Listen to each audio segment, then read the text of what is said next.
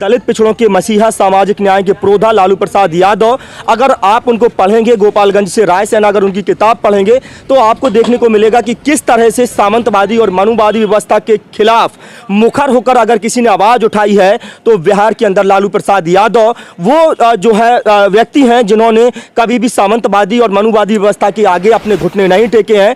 आपसे मैं बताऊं कि 90 का वो दशक जब जो है दलित और पिछड़ों को बिहार के अंदर जो है जूते पहन करके या साइकिल पर बैठ करके चलने की आज़ादी नहीं थी, उस समय भी जो है दलित सामंतवादी और मनुवादी व्यवस्था के खिलाफ खड़े होकर के मुखर होकर के आवाज़ को जो है पूरी तरह से बुलंद किया है लालू प्रसाद यादव ने। लालू प्रसाद यादव का एक किस्सा मुझे आज भी याद है कि जब जो है मंडल कमंडल की राजनीति चल रही थी, आडवाणी पूरे देश में सांप्रदायिक सौहार्द बिगाड़ रहे थे, रथ लेकर के जा रहे थे और जहाँ जहाँ से उनका रथ गुजर रहा था वहाँ रथ के जो पहिए हैं वो खून से जो है लाल होते जा रहे थे। और उस समय जो है जब रथ बिहार पहुंचता है तो बिहार में अगर उनके रथ को कोई रोकने वाला व्यक्ति था तो वो लालू प्रसाद यादव थे। और लालू प्रसाद यादव ने मंच पर खड़े होकर एक स्पीच दी थी और वो स्पीच आज तक जो है वायरल होती है कि देश हित में जब इंसान ही नहीं बचेगा तो मंदिर में घंटी कौन बजाएगा और मस्जिद में अजान कौन देगा।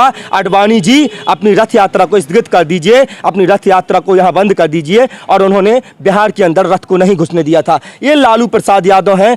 आज लालू प्रसाद यादव को जो जिस तरह से रोहिणी आचार्य ने किडनी का जो ट्रांसप्लांट है वो हो गया है, किडनी डोनेट किया है, ये बहुत बड़ी बात है। उन लोगों के मुंह पर तमाचा है जो बेटियों को कमतर रखते हैं, बेटियों को जो है गर्भ में मार देते हैं। कि अगर देखा जाए तो भारतीय जनता पार्टी और आरएसएस की हमेशा से जो है पॉलिसी रही है, जिस तरह से जिन्होंने मनुवादी और सामंतवादी व्यवस्था के आगे घुटने नहीं टेके हैं उनको तोड़ने का हर संभव प्रयास किया गया है। उनमें से एक शिकार लालू प्रसाद यादव भी हैं। उस समय के तत्कालीन मुख्यमंत्री जगन्नाथ मिश्र जो उस समय के तत्कालीन मुख्यमंत्री थे, जिस चारा घोटाले में लालू प्रसाद यादव को लगातार जेल भेजा जाता है, जेल से बाहर आते हैं, फिर जेल भेज दिया जाता है, लेकिन उस समय के जो तत्कालीन मुख्यमंत्री थे जगन्नाथ मिश्र, उन्होंने भारतीय जनता पार्टी का दामन थामा और उसके बाद वो साफ पाक हो गए। और पूरे देश में एक जिस तरह से बदले की भावना से जो राजनीति की जा रही है, भारतीय जनता पार्टी लगातार लोगों को जो पार्टी के नेता या तमाम विपक्षी पार्टियों के जो नेता हैं, अगर भारतीय जनता पार्टी के अगेंस्ट खड़े होकर के वो राजनीति कर रहे हैं, भारतीय जनता पार्टी उनको तोड़ने में लगी हुई है। उस समय के तत्कालीन मुख्यमंत्री जगन्नाथ मिश्र को क्लीन चिट मिल जाती है, वो साफ पाक घोषित कर दिए जाते हैं और लालू प्रसाद यादव लगातार उसी केस में लगातार जेल जा रहे हैं। जिस तरह से राजनीति विचारधाराओं की लड़ाई होती थी, ये विचारधाराओं की नहीं, ये व्यक्तिगत लड़ाई हो चुकी है। अब व्यक्तिगत लड़ाई जो है बन चुकी है। अब सत्ता में जो भी आएगा वो व्यक्तिगत हो जाएगा। कभी राजनीति व्यक्तिगत नहीं हुआ करती थी, लेकिन इसको अगर व्यक्तिगत किसी ने बनाया है तो भारतीय जनता पार्टी और आरएसएस ने बनाया है। तेजस्वी को कितना बड़ा फायदा होगा, कितना बड़ा बूस्टअप मिलेगा आने वाले 25 को चुनाव को लेकर के? बिहार में विधानसभा चुनाव है, उसके पहले देश का सबसे बड़ा चुनाव लोकसभा का चुनाव है।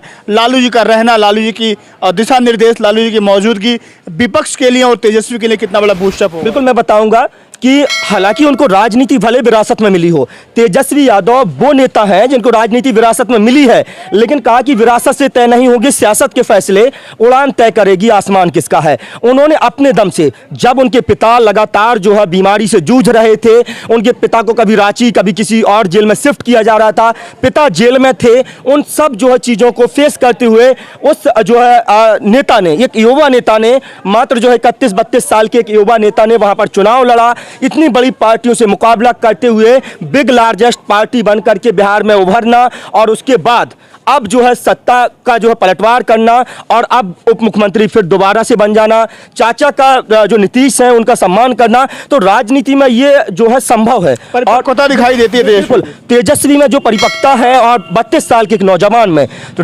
राजनीति को लेकर के जितनी परिपक्वता मुझे उनमें दिखाई देती है। हालांकि विरासत में राजनीति मिली है, लेकिन उसको किस ढंग से जो है चलाया है, उसको आगे बढ़ा रहे हैं। लालू जी लगातार जेल में थे, उनका लगातार बीमार थे, बीमारियों से जूझते हुए, और आज जो है जिस तरह से बदलाव हुआ है बिहार की राजनीति में आप सब देखने वाले हैं।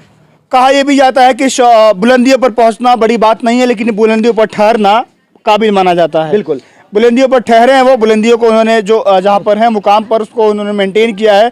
आज लालू जी का किडनी ट्रांसप्लांट हुआ है। उम्मीद करते हैं कि लालू जी स्वस्थ होकर के बाहर मैं आएंगे। एक बात और कहूंगा, जिस तरह से भारतीय जनता पार्टी और आरएसएस लगातार जो है देश को तोड़ने की बात कर रही है, कहा कि शोहरत की बुलंदी भी पल भर का तमाशा है, शोहरत की बुलंदी भी पल भर का तमाशा है, जिस डाल पर बैठे हो वो टूट भी सकती है। तो ये समझिए कि आप जो है इस देश के तख्तनशी हैं, इस देश के खुदा नहीं है। तो खुदा बनने की कोशिश मत करिए। सत्ता जाएगी, सत्ता आती है, सत्ता जाती है। आप जो है बदले की भावना के विरोध में इतना ज्यादा जो है अंधे ना हो जाइए कि लगातार बदले की भावना के तहत कार्यवाही करिए।